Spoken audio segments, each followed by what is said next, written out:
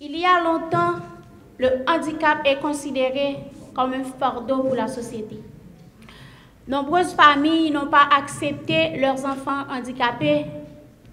Souvent, on cherche à recourir à des solutions qui ne cadrent pas avec les principes et les valeurs des droits humains.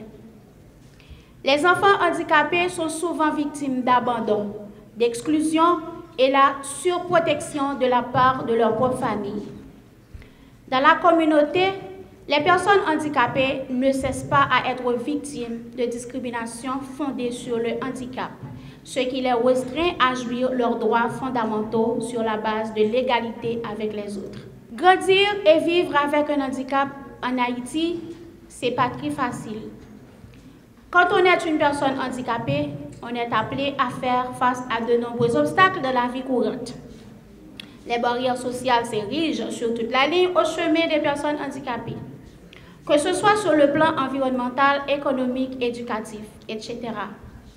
Les personnes handicapées qui arrivent à les surmonter sont des braves. En Haïti, on retrouve très peu de personnes handicapées qui arrivent à franchir difficilement certains de ces obstacles et sont de plus en plus font face à d'autres contraintes qui les empêchent de gravir le sommet de la société. La Convention relative aux droits des personnes handicapées est l'un des plus grands traités internationaux du XXIe siècle. En son article 19, elle traite le droit à l'autonomie de vie et inclusion sociale des personnes handicapées.